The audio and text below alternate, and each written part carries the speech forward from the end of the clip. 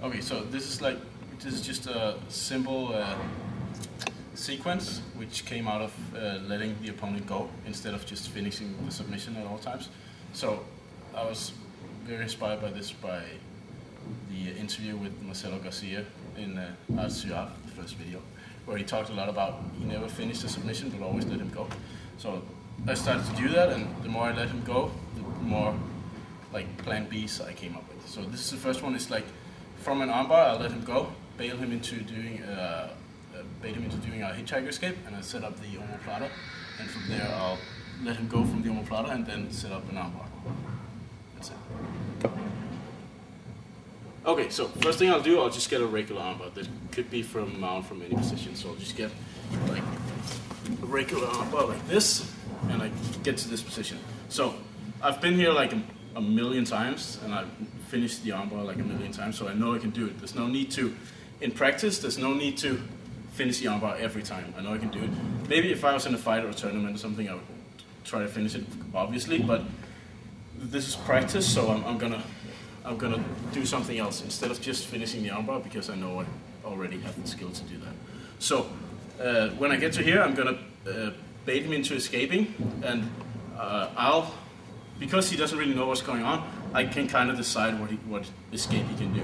So I know if I want him to hitchhike escape, for instance in this example, I can kind of bait him by just letting his arm be loose and pointing it a little this way. I'm not baiting him by getting this grip, because then it's not going to happen, obviously. So I kind of bait him to do the hitchhiker escape, like pretending that I'm making a mistake. And then, obviously, when he sees this, hopefully he'll go for the escape. So he'll escape like this. So, yeah, that's it. So just go back.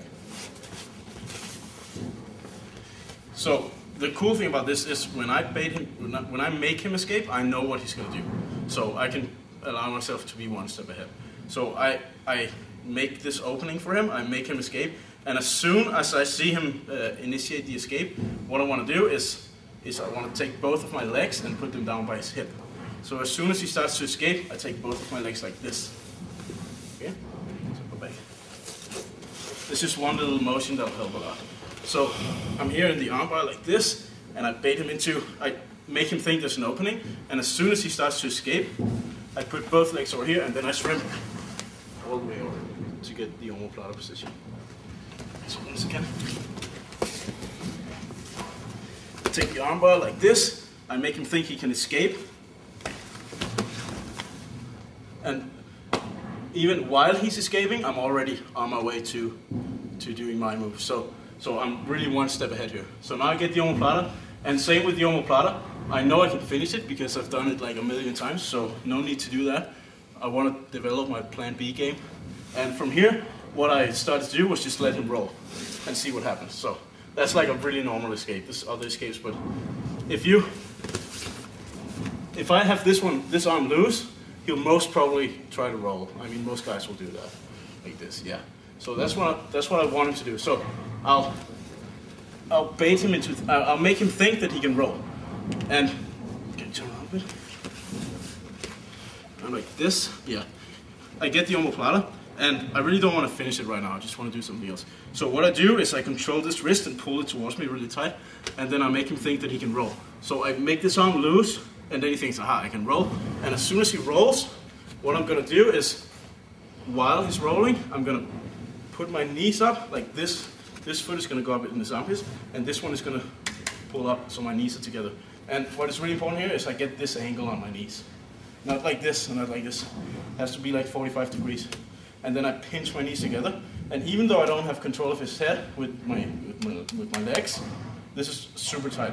It's really difficult for him to pull it out, and I just finish the armbar like this. So from the omoplata, I make him think he can roll, but what I really do is just set this one up. Okay. Knees pointing 45 degrees. So you put that into like a little sequence. So from mount, I start out by setting up regular armbar. I make him think he can escape. Go for the omoplata. If I want to, I can finish it here.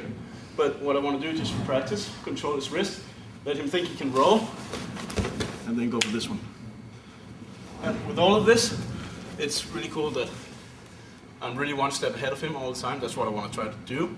So when he thinks he's on his way to escape, before he has finished the escape, I've already set something else up. That's the idea. So the whole thing is that in practice, try to just let your opponent go instead of just trying to finish him all the time. When you got something, try to let him go in different ways, and then see what you can come up with. That's like, I got a really good plan B game out of that, just letting him go. Instead of being stubborn and trying to finish the submission every time.